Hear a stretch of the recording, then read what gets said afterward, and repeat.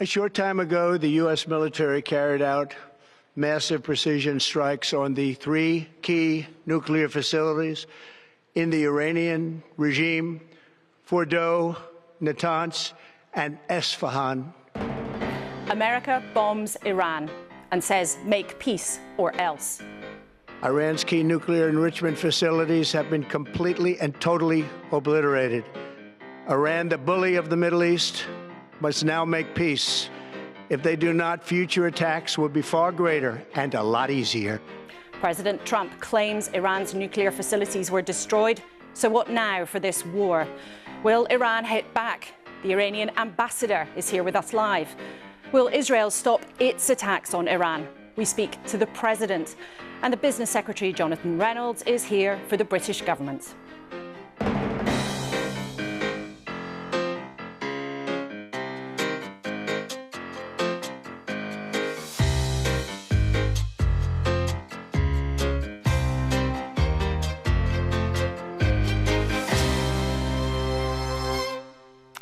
Morning. And our team at the desk for this next busy hour: Tom Tugendhat, Conservative MP, former Security Minister who also served in Afghanistan; Zara Sultana, formerly Labour, now Independent MP, and man of many opinions, and Trump whisperer Piers Morgan. Welcome to all three of you. Let's start on this big day with what we know. Donald Trump gathered his team in the White House Situation Room to watch the attacks on 3 Iranian nuclear sites. On Thursday, he told the world he might take 2 weeks to decide whether to help Israel in its quest to destroy Iran's nuclear facilities. But it was much quicker than that.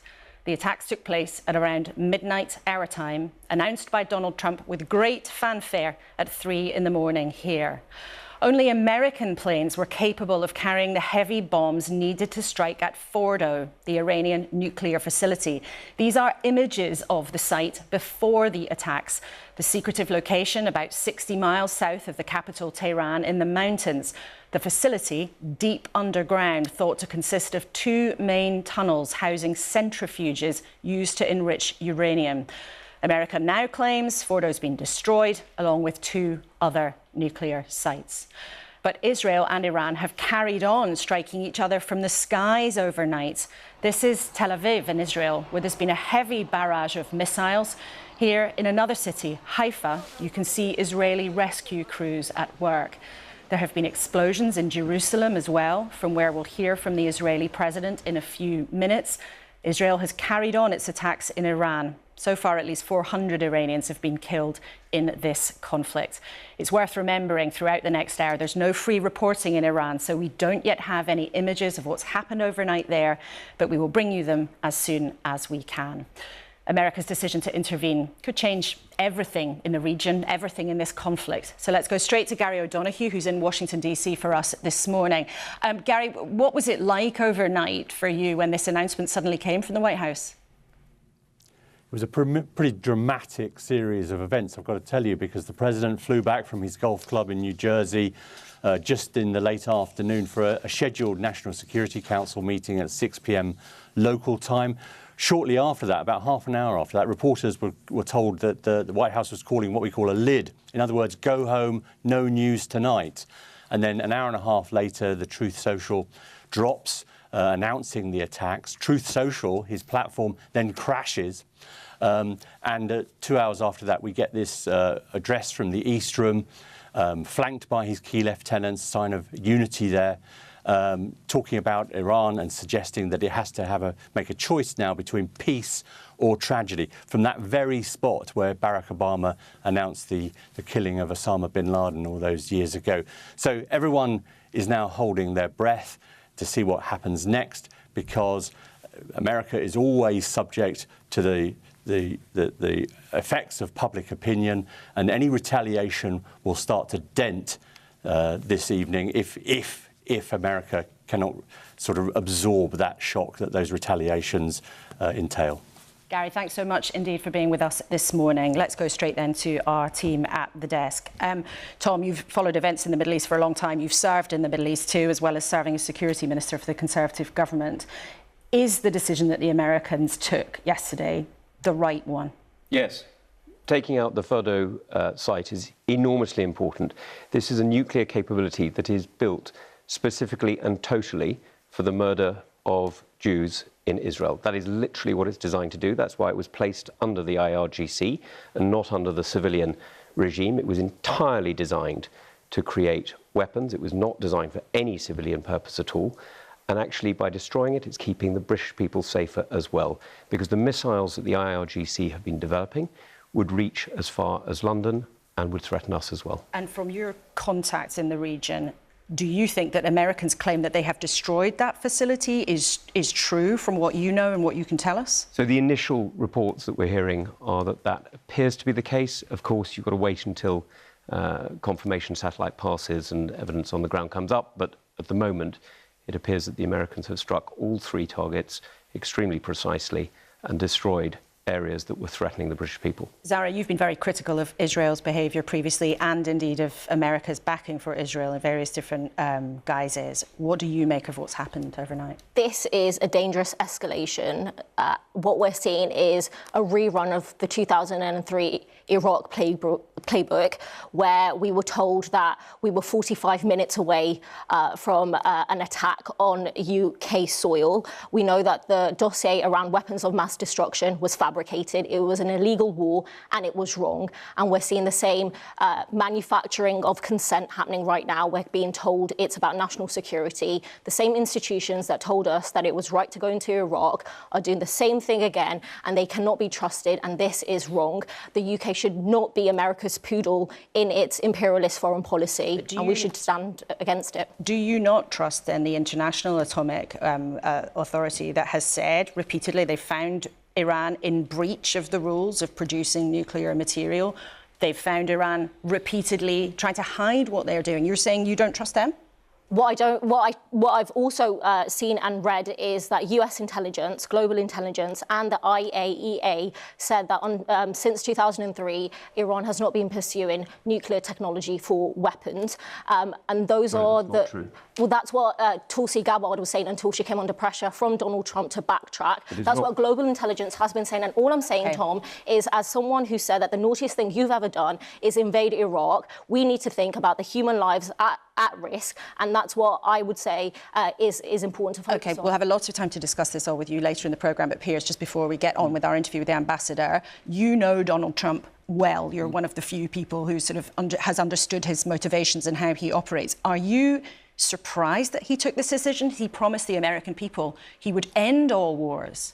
Well, he did, but if you remember in the first term, he took out General Soleimani, one of the key members of the Iranian military. He took out the head of ISIS as well.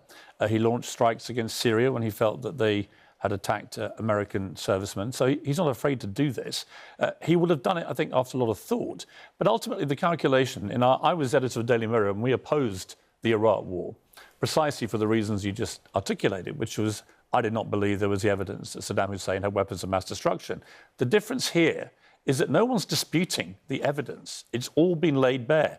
You have to ask the ambassador, why did Iran go from 3% of uranium enrichment to 60% in a few years when you only need just over 3% for civilian usage? There is only one reason you would enrich uranium to 60%, and that is because it is a level up to where you can then move very quickly, if you wish to full capacity weaponization of nuclear bombs. They have got enough 60% enriched uranium to make, I think it's 10 nuclear weapons. And at that point, when that report came out establishing that, with all the lies that you referenced, the lies, the obfuscation, and then why are you hiding all this under a mountain?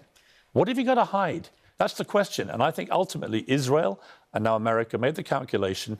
They are moving fast to potentially having a nuclear bomb, and any country like Iran, which has been the octopus with tentacles to terrorism for Hamas, Hezbollah and the Houthis, cannot be trusted with a nuclear weapon. Well, Donald Trump wants to use this moment to force Iran to give up its fight, and he warned late last night he'd be willing to attack Iran again. This cannot continue. There will be either peace or there will be tragedy for Iran far greater than we have witnessed over the last 8 days. Remember, there are many targets left.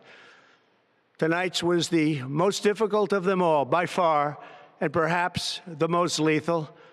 But if peace does not come quickly, we will go after those other targets with precision speed, and skill. Most of them can be taken out in a matter of minutes. There's no military in the world that could have done what we did tonight, not even close. There has never been a military that could do what took place just a little while ago. Well, there's no denying it's a moment of serious international tensions. It is important to know the UN nuclear authorities say there's no evidence so far of any increase in radiation levels away from those sites. But let's speak to the Iranian ambassador joining us for the first time on the BBC today. We appreciate you coming in this morning. America claims they've obliterated their nuclear facilities. Is that true? First of all, let me mention here another dirty page of violation of international law and squandering of the dignity and reputation of the United Nations has been making by President Trump. President Trump, after the squandering of the JCPOA, is going to squander the United Nations charters and as well as the non-proliferation regime, so that there is no doubt this attack is a violation of the United Nations Charter and as well as one aggression, armed aggression to the Iranian national sovereignty and Iranian territorial integrity. What America and Israel would say is that this actually has been an action to take out a serious threat to the stability of the Middle East, a serious threat to the world, after years when your country's leadership has obfuscated, has hid, has repeatedly been in breach of the international rules about nuclear weapons? Oh, it's very clear that we are the responsible state in the international arena. We are the member of the NPT, we are the member of the IAEA, and comprehensive and extensive monitoring has been doing now the Iranian nuclear facilities. This kind of matters raised by the different Western countries against the Iranian nuclear activities, all of them are politically motivated statements. And I do believe that there is no any evidences regarding for the deviation of the Iranian nuclear activities to the military phase, because we declared that according to the Iranian obligation and as well as the Iranian monitoring to be monitored by the IAEA, there is no any evidence that Mr. Grossi mentioned in his interview with the CNN. Well, let me tell our viewers what the evidence is. The International Nuclear Watchdog has reprimanded you on many occasions of not coming clean. They reported that you'd breached the rules last month. In 2019, they revealed that you had stockpiled more uranium than you needed. And even back in 2002, it was revealed you'd been running secret nuclear sites. The evidence is there, Mr. Ambassador. During our interaction with the IAEA, there were and there are some ambiguities regarding for the nuclear activities. With the same procedure with the other countries has their own ambiguities, and so the IAEA inspection come to that country and as well as to my country has a different monitoring, has a different inspections regarding to remove any misunderstanding, to remove any ambiguity. There is no misunderstanding through the diplomacy. There is no misunderstanding of the evidence, and I want to ask you about what happens next after these attacks. But before we do that, why on earth does Iran require 60% enriched uranium if it has no interest in building a nuclear weapon? Yeah. Any security expert you ask will tell you there's only one reason to have that. Regarding for our enrichment, that that we should mention these activities within the JCPOA and as well as with our inherent rights regarding for the peacefully using of the nuclear energy for generation of the fuel, electricity, medicine, and every R&D activities. There is no requirement for uranium. You see that regarding for the enrichment of the 60%, according to the technical experts, they believe that this level of their enrichment, first of all, would be one part of the R&D activities regarding to different issues related to the nuclear activities, and all of them has been monitored extensively and comprehensively by IAEA. Well, any security expert you speak to and you ask about this would tell you that there is no need for that kind of level of enriched uranium for anything other than building a weapon. But I want to talk about this attack. The American president there is no deviation from our side to go into the military attack. Definitely. There is very clear signaling from America. They will strike you again if you do not negotiate, if you don't give up your nuclear ambitions. Will you do that? What would it take for you? Excuse me, Laura. We were in the middle of the negotiation. On Friday, that the Israeli regime attacked us, the next Sunday, it was planned to have the next round of the negotiation with Mr. Mitkov and Mr. Arakchi in Muscat.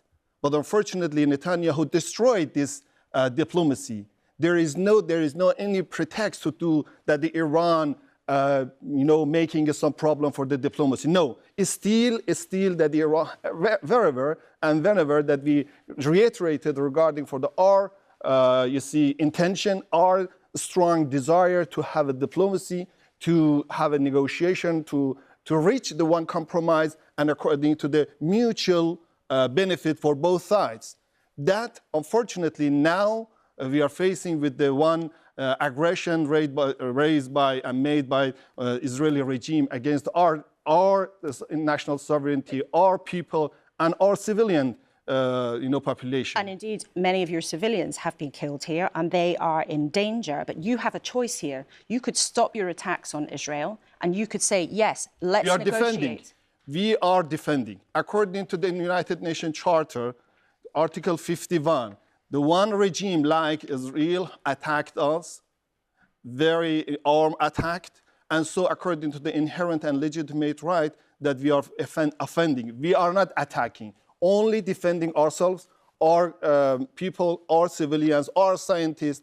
Unfortunately, the barbaric regime of the Israel making a lot of, defamation and something false and misinformation, disinformation to evade all of the issues regarding to the Iranian legitimate rights. Unfortunately, it makes a lot of problem not only for himself and Iranian, but for the region, for the global, for non-proliferation treaties, mechanism, for the reputation and dignity of IEA, all of them going to be destroyed, maybe destroyed now. In terms, though, of your retaliation, Iran has said if there was an attack like this from America, with or without UK help, you would retaliate. What will your retaliation be? Regarding for our reaction for this wrongful and wrongful acts of the American regime, our authorities are considering how the quantity and quality of our reaction, maybe for regard for retaliation.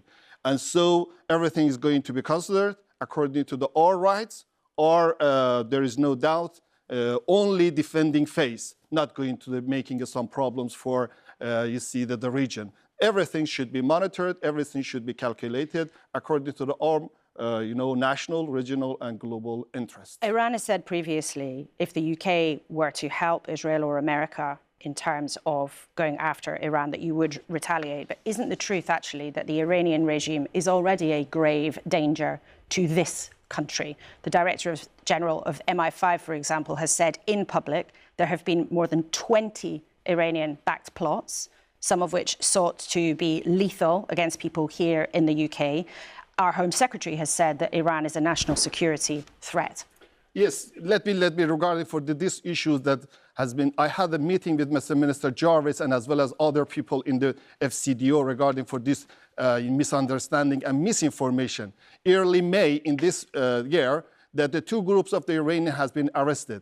One group consists of 5 people, has been, alleged and accused. And alleged have been charged. No, let me. You are not be updated, but unfortunately, I asked Mr. Jarvis to update the public. After the 2 weeks that the arrest, and 5 people has been charged for activities to doing some terrorist activities against the specified premises, according to the speculation was Israeli embassy, all of them released. All of them released without any charges, without any bail. And unfortunately, the UK Parliament has not been updated. The public opinion of the United Kingdom has not been updated regarding for the release of the people, because making a lot of coverage, making a lot of noises regarding for that this group of the Iranian going to commit some criminal activities in your country. Excuse me, this is very important. The Iranian government, Iranian nations has not threatened the British government, British people. We have a very constructive and respectful diplomatic relations with the United Kingdom. Me and Mr. Hugo Shorter, your ambassador. Mr. Ambassador, we are running out of time, but I must put this to you. The Iranian government has committed human rights offences against its own people. You lock up women for not covering your hair. Same-sex relationships are illegal in your country. Political critics of the regime are locked up and often persecuted. And there is plenty of evidence of Iranian activities against this country, including going after journalists and their families. And you're asking our viewers this morning to take your word for it rather than the Director General of MI5. You see that if you want to go to regarding for the human rights situation in Iran, I think that we have we have a very important matters in nowadays, the aggression made by the Israeli regime and American regime to the Iranian people. It is a very important, Laura. It is. If you want to go to the human rights situation in the United States and as well as in your country, there are a lot of problems. Nobody perfect. Now, this is a priority to address the aggression to something action made by the Israeli regime and American regime against the nuclear non-proliferation regime. It's very important. If you want to go to the human rights, okay, we have the same own problems. You have the same problems, and every mechanism during the human, within the Human Rights Council, UPR, and something like this. Okay, normally we're going to address and regarding for the different people has been violated the human rights. No, in Iran, that we are very decisive regarding for the enjoyment of all of the rights. But you see that maybe sometimes we have some problems regarding for human rights matters. Okay, Mr. Ambassador, we do appreciate you coming in this morning on a very busy and serious morning for your country and for the wider region. Thank you very much indeed for your time. Well, the United Nations Secretary General, Antonio Guterres, has expressed grave concern about what has happened. He has written on X this morning, there is a growing risk that this conflict could rapidly get out of control with catastrophic consequences for civilians, the region and the world. But Israel claims this could be a new status quo. Earlier this morning, we spoke to Israel's President, Isaac Herzog, and asked him about what had happened overnight. I commend President Donald Trump for his brave decision, correct decision, historic decision. I think this serves the national security interests of many nations in the world, nations who are potentially threatened by the Iranians, both terror, missiles, and nuclear program. Did you know this was going to happen, and did you ask America to take this action directly? So we were very cautious all throughout, as you could see. We decided to leave it to the Americans and to the president if he wants to carry out the strike, because the strike was aimed on very specific installations where the Iranian nuclear program was very much advanced, and it was actually a clear and imminent threat to the free world.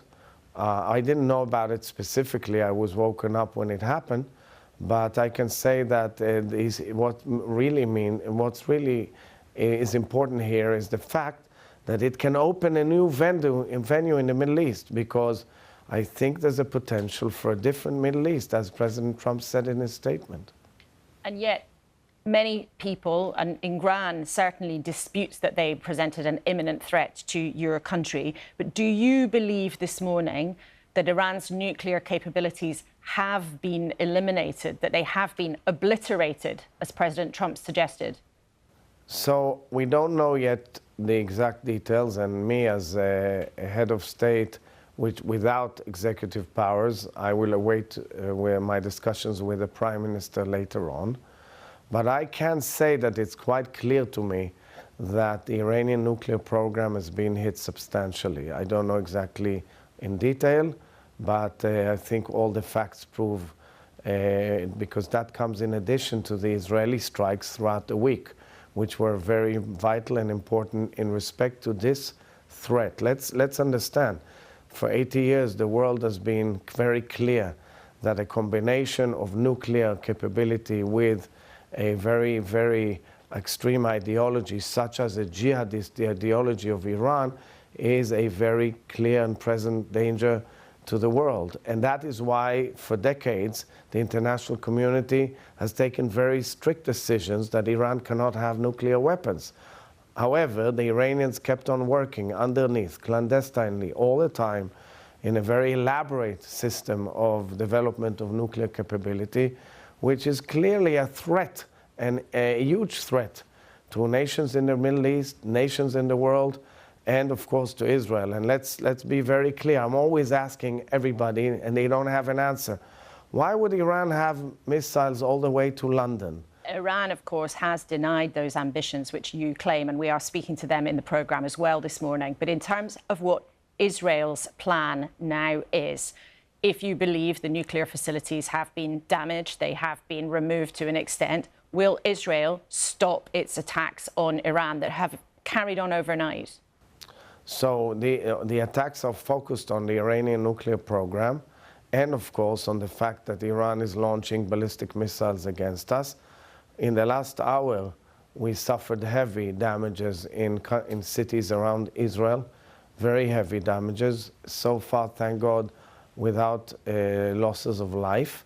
But we have to do whatever it takes to defend ourselves against those missiles. These are huge missiles of hundreds of kilos, and also missiles that scatter bombs all over in 7-kilometer perimeter. So we are doing whatever it takes to eliminate them and delineate Herzog, the capabilities you began this Iran. attack on Iran 10 days ago. Now the Americans have taken out, it appears, at least most of the nuclear facilities. Will you stop your aggression towards Iran? If your goal was to damage the nuclear facilities, America has done that on your behalf. Surely then, to bring peace and safety for your own civilians, it's time to stop. So the way to do it is, of course, to deal with it in the international level and make sure that there is an exit strategy that contains and limits the capability of Iran to spread havoc, terror, missiles, and move to its nuclear program. I think this is exactly where the international community meets and discusses in a very serious way. What President Donald Trump has done is really protect and defend the free world in this very important step tonight. Well, what the leader of the United Nations, the Secretary General, Antonio Guterres, he takes a very different view. He says that this is dangerous. There's a risk that this spirals into a wider conflict. He is not praising this action. He's warning it makes things much more dangerous, much less safe for the region and indeed for your own citizens. It actually shows the weakness of the United Nations and its capabilities, because the United Nations should have been an organization that prevents Iran from going to the nuclear capability, or prevents Iran from spreading terror, havoc for decades already, killing innocent civilians all over, having terror cells all over. Unfortunately, this reaction shows the hypocrisy in the United Nations behavior towards the entire situation, and unfortunately, some of its irrelevance.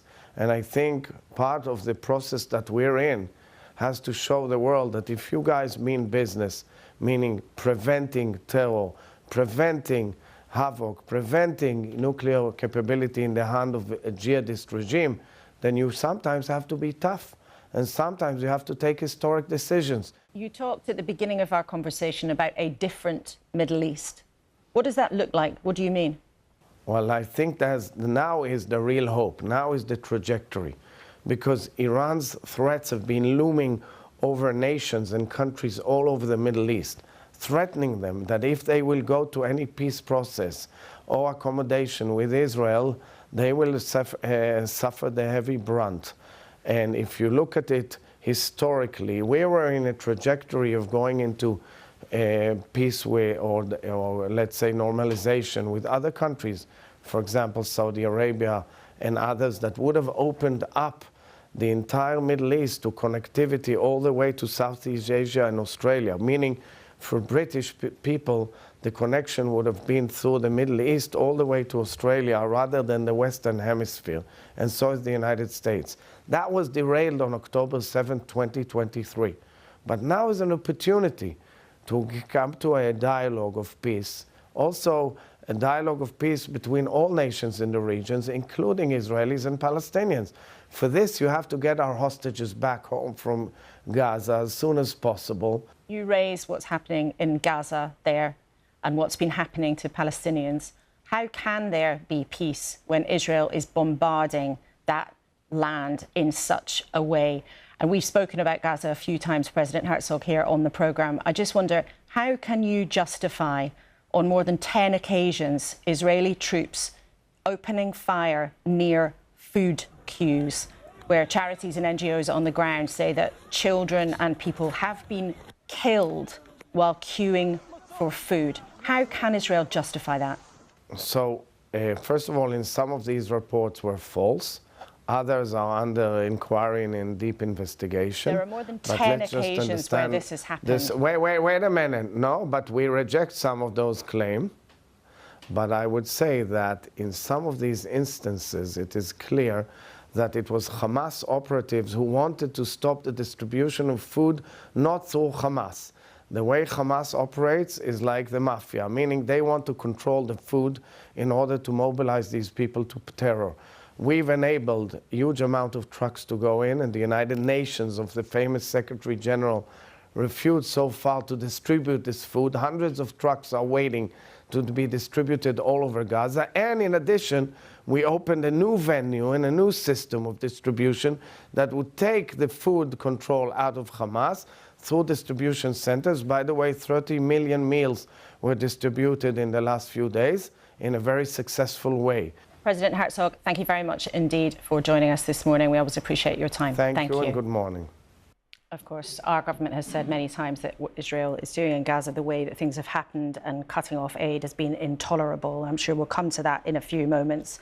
Let's go back, though, Tom Tugendhat, to our conversations with the Iranian ambassador here and the Israeli president and what happens next after America's bombed Iran. Listening to the ambassador, what do you think Iran will do next? How do you think that they will respond to this? Well, you can see what they've already done, actually. They've already put the Basij militias, who are supported by groups like the IHRC here in the UK, the Islamic Human Rights Council, who organised the protests that various people have been to in recent days. They have put them on the street in order to brutalise and to control the population. They've switched off the internet, and they're already doing the repressive sort of actions that sadly we've come used to. I must just pick up, if I may, on some of the points that the ambassador made that were, frankly, staggeringly dishonest, total lies.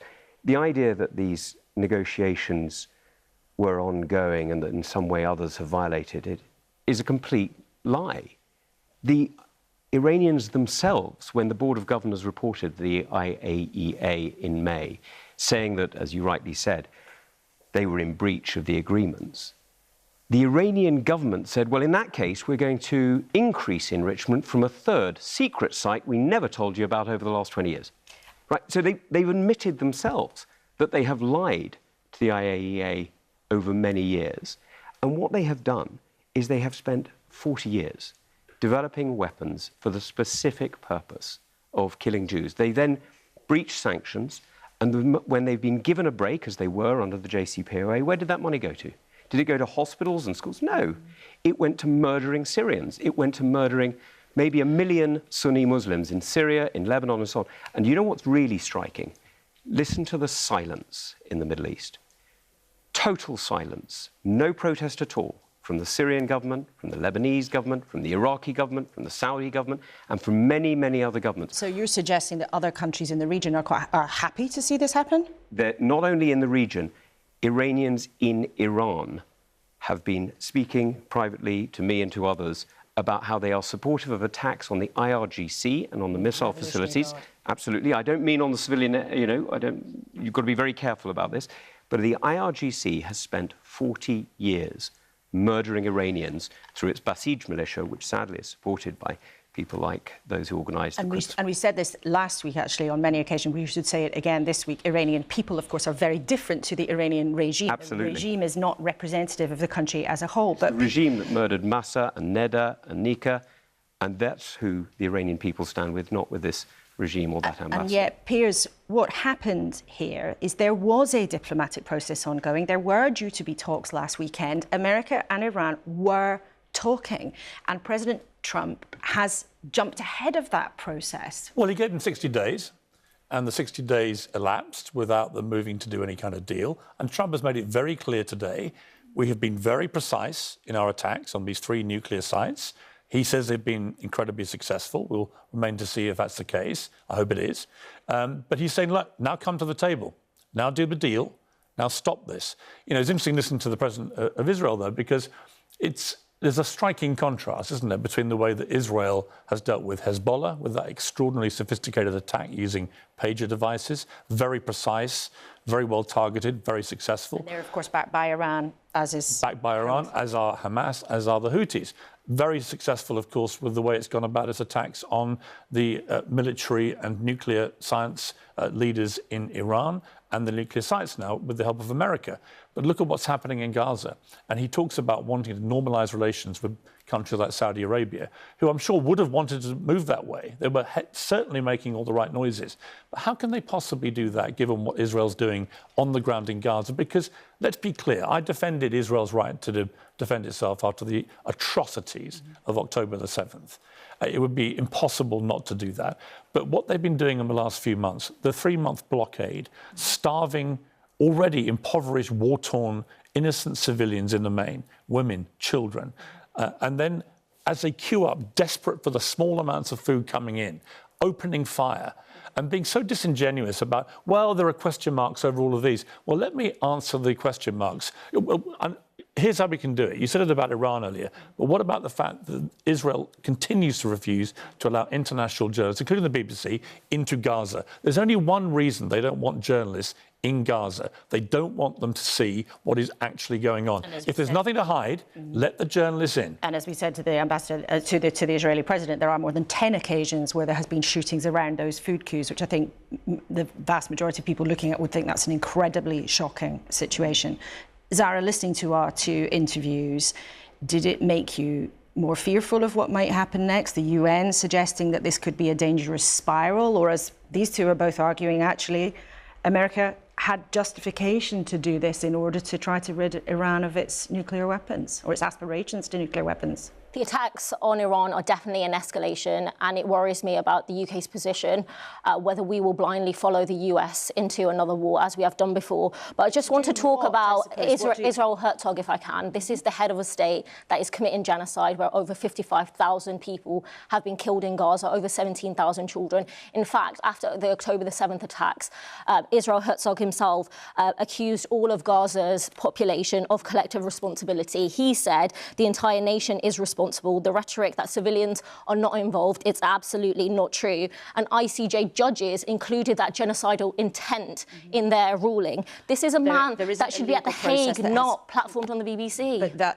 that legal process has not concluded yet. There is no legal ruling that they are engaged in genocide in that way. But they are admitting ethnic cleansing. I mean, if you listen to Smodrich, the finance minister last week, you know, he's one of the senior members of that cabinet, talking brazenly and openly about cleansing Gaza of all Palestinians. That is ethnic cleansing. That is a war crime. So, you know, I say to Israel and to Israelis, are you comfortable with what your government is doing in Gaza? Because there seems to be no end game.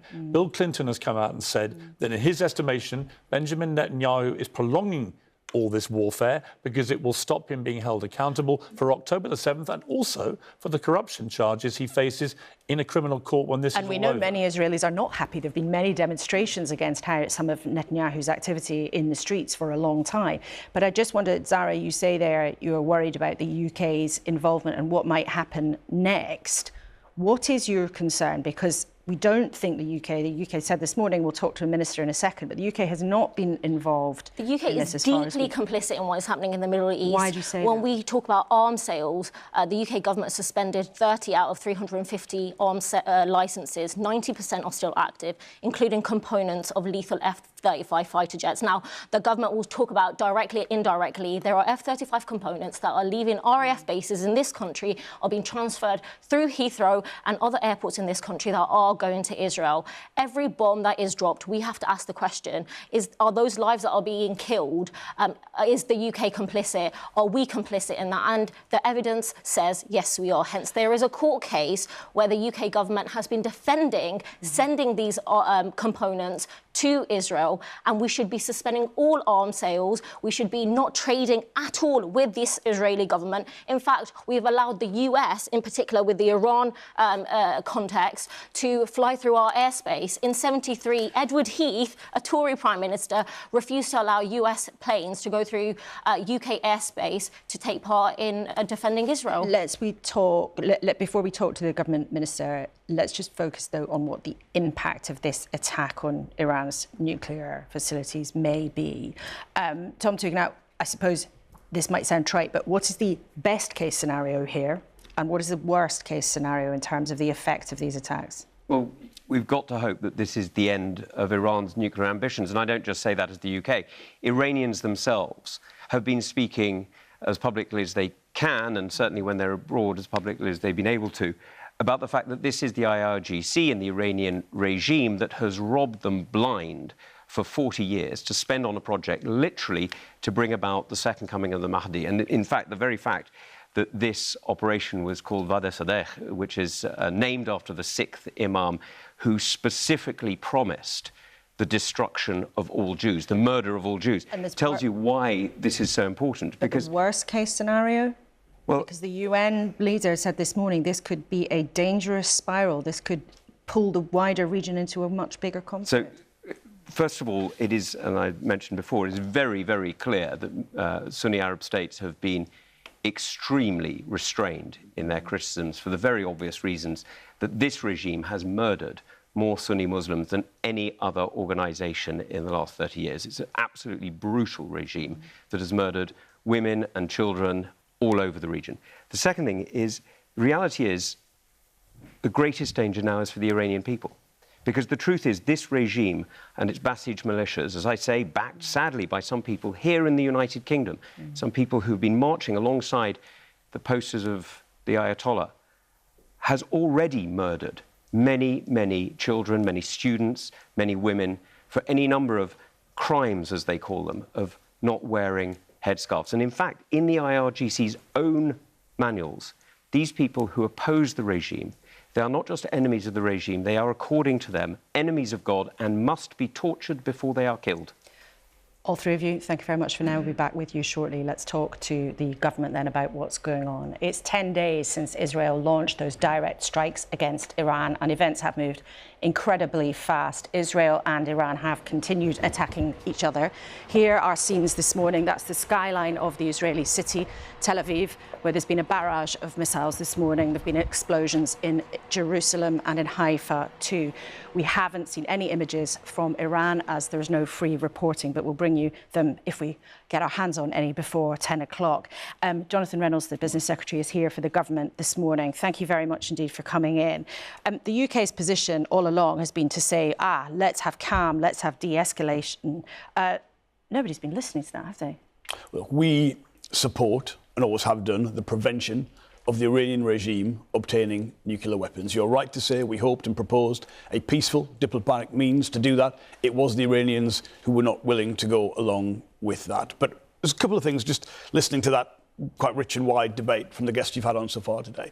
The first thing I want to say is, Laura, there'll be people at home watching. I know they'll be nervous. They'll say, what does this mean for them? And I want them to know that although the UK has not been involved in this military action, we have been preparing all week for all eventualities, including keeping British nationals safe and getting them to safety.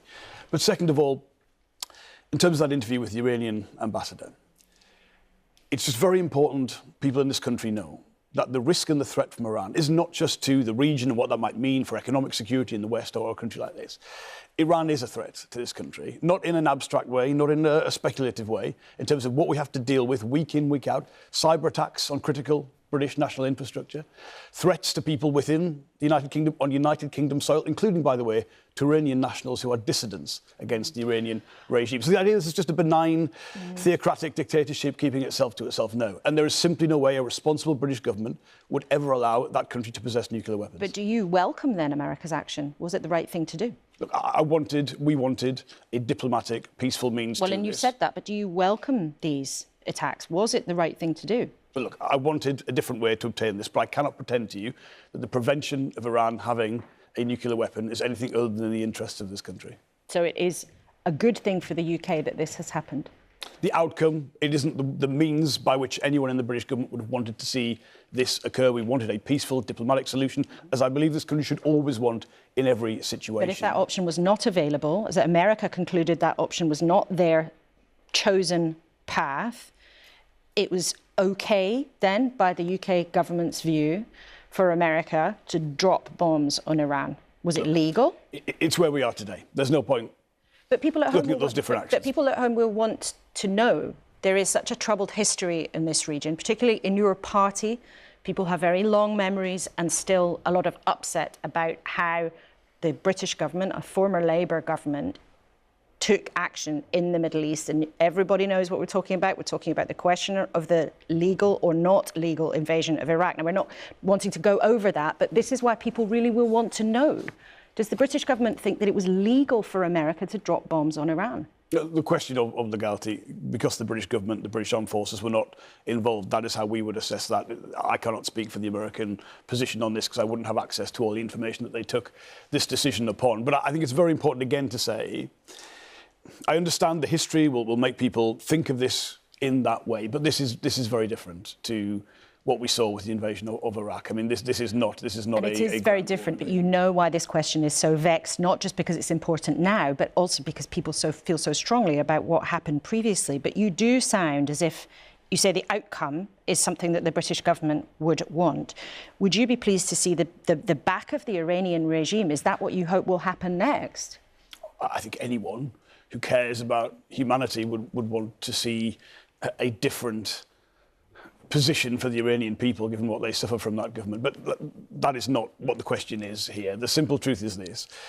Iran and the Iranian regime, because of their behaviour in the region, because of the risk that poses, and because of the risk and the activities they undergo in relation to this country, we couldn't allow them to have a nuclear weapon or nuclear facility. And I don't think that's in doubt. I don't think anyone is really saying that was not the Iranian objective behind this. This was about how we de-escalate the situation.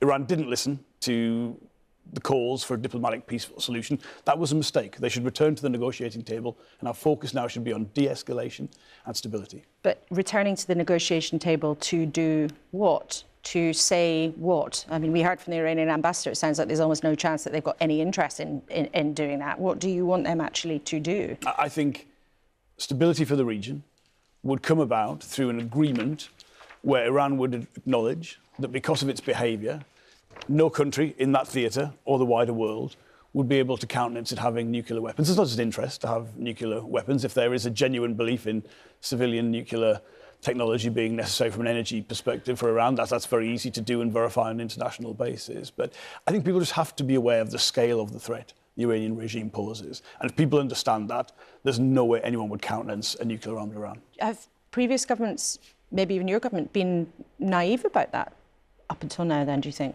Look, there are some things that I think people are aware of that are in the public domain, but the threat from Iran is an active one. The preparations in response to that, the activities we have to undertake in response to that are not something that is at the back of people's minds. I mean, this is at the forefront of risks to the United Kingdom, and our security apparatus has to do a great deal to keep the country safe. When then will you prescribe or ban the Islamic Revolutionary Guard Corps, the IRGC? You promised to do that in opposition. The Home Secretary said that there'll be new laws to make that happen. But when will that actually take place, if, as you're saying, it presents such a clear and present danger to the UK? There's a formal legal process the Home Secretary will undertake in relation to any prescription.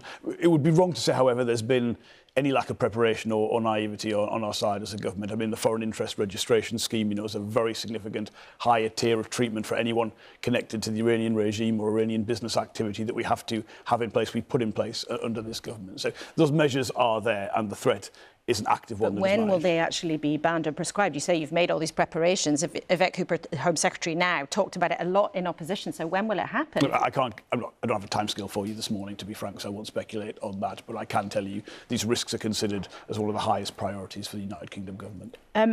What do you think will happen next? And has the Prime Minister of this country spoken to President Trump about all of this? He always wants us to say how special the relationship is, how close an ally he is. Everybody's seen, in public at least, how Keir Starmer has gone a long way to try to buddy up with President Trump, as we all saw in the White House. Has he been in on these conversations? Did the UK know it was going to happen? Yes, the United States does tell us in advance of activity like this. The Prime Minister will be talking to all of our international allies today, and there'll be a continuation of the work that has been going on across government all week. We did specifically know about this? We did know this was happening, yes. I mean, we are close allies. You would expect, I think, that level of communication. But just when you say the Prime Minister almost sort of saying, budding up to people, the Prime Minister fights for the interests of this country abroad. And what we prefer us to do, particularly when it comes to trade with the United States, that no other country has been able to do, is about protecting British jobs. That's what the job of the Prime Minister is. That's what my job is. So we will always engage with a whole range of countries, but we do so because that is in the interest of this country. Why do you think that Iran would now listen to the UK and go back to the negotiating table where so plainly they haven't listened recently? I think what we are aware of is there's a great deal of disarray on the Iranian side because they've fundamentally miscalculated in the risks that they've taken. So they have believed they can menace and destabilise the region through proxy groups, Hezbollah, Hamas, the Houthis, and think the retaliation won't come to them. Now, they've just been wrong on that. They've just been wrong on that. And they need to acknowledge that the best position for themselves, for the Iranian people, for us all actually, is to de-escalate this situation. In terms of prescribing, we've been talking about the Iranian group possibly being prescribed or banned by the UK government. That is a process that is taking some time. But we understand the government's immediately banning Palestine Action. Now, they're the group who, astonishingly, I think to most people's mind, managed to break into an RAF base at a time like this, with all the security risks around the world. I mean, here are the pictures of the fence. It looks like a fence down the side of your local allotment.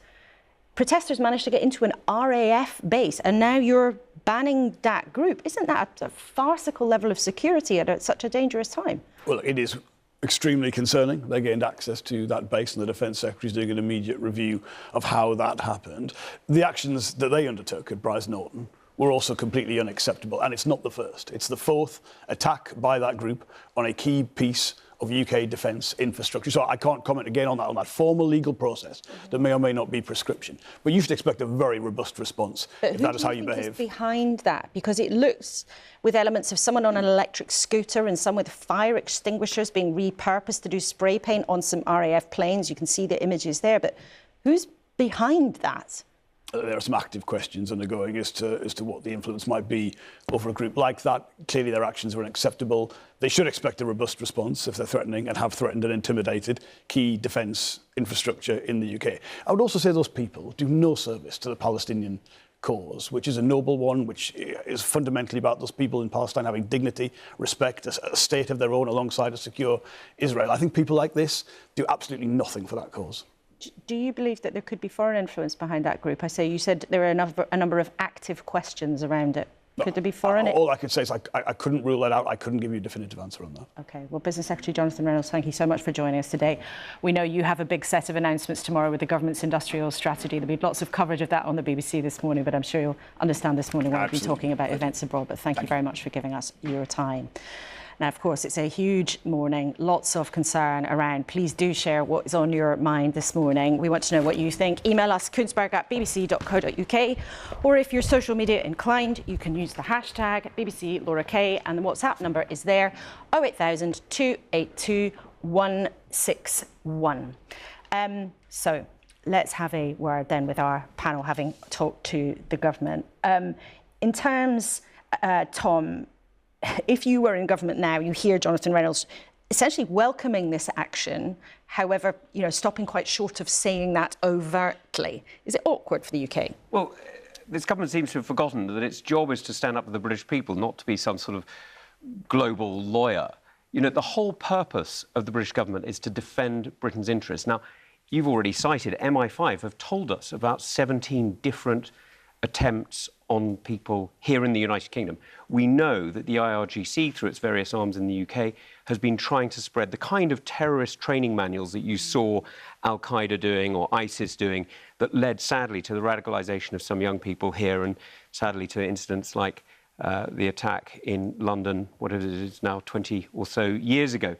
We know that's what the Iranian government's trying to do. This government needs to remember that they are a hostile enemy state who have oppressed the Iranian people, and our job as the British people's representatives is to stand up for the UK and to defend ourselves. Zara, what did you think of Jonathan Reynolds' comments? I wanted, obviously, more criticism of US action. What I'm worried about is what the government is announcing around prescribing Palestine action. What happened at the RAF base was two aircraft vehicles being damaged, no single life harmed, no one injured. But the minister's point is that there's a track record. It's not the first time they've done it, and he implied, although he wouldn't spell out, that there were very active questions about who is behind those protesters. I should say, we don't know, but listening to the minister, there's clearly something else behind it, he believes. Well, what activists, protesters, politicians like myself have been trying to highlight is UK complicity through surveillance, through selling of arms. And what we see with prescribing a group is a dangerous escalation in terms of the crackdown on the right to protest. We also have a crime and policing bill that is also quite authoritarian. And Amnesty International and Liberty have also articulated concerns around prescribing groups like Palestine But it's Action. one thing protesting, it's another breaking into an RAF base. I mean, Piers, what did you make of Jonathan Reynolds? Well, I think, look, you've got to have some kind of consistency and moral clarity here. I don't think there's anything unreasonable about the current UK government having this position, which is that we supported Israel attacking Hezbollah in the way that it did.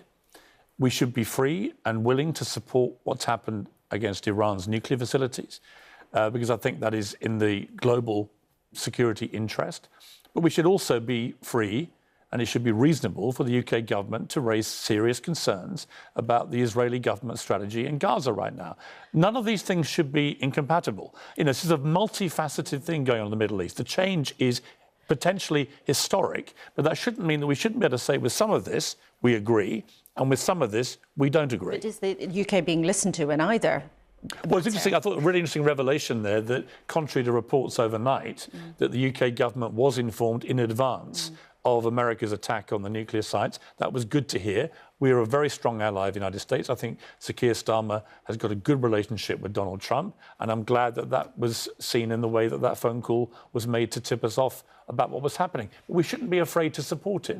We shouldn't be afraid to say Iran represents the biggest threat to world peace, and in particular in the Middle East. All the tentacles of terrorism go back to Iran, whether it's Hezbollah, the Houthis, Hamas. Everything feeds back to Iran, which sponsors them through money, through weaponry, and they've been doing this for decades. And at some point, when you have that enrichment level that we have seen reported by an independent authority, when they're going that fast towards a nuclear bomb, at some point somebody has to stand up. On that, I support what Israel did, and I support what America did. But let's not forget about Gaza, because what is happening in Gaza, I think, is a genuine humanitarian catastrophe. And I think what is coming out of the mouths of some of those Israeli cabinet ministers is a complete disgrace. OK, thank you, all three of you, so much for your time this morning. As Piers was saying, it's a multifaceted situation. We appreciate you coming in to share your views and your insights with us. Thank you to our team at the desk. Thank you to all of our guests today. And of course, as ever, thank you to you, most of all, at home for watching on another weekend when events abroad are dominating the conversation at home. Israel's president told us Donald Trump's decision to attack 3 Iranian nuclear sites was brave, correct and historic, and could lead to a new Middle East. But the Iranian ambassador, who was with us this morning, said it was an attack on his country's sovereignty, and it is reserving all of its options to defend itself. There could be a fraught few days and weeks ahead. I'll be with Paddy O'Connell for a weekend newscast on BBC Sounds a bit later, but thank you for joining us this morning at the start of what might be a new chapter for the Middle East. Victoria will be here next week. I'm not around, but I'll look forward very much to seeing you a week on Sunday, same time, same place.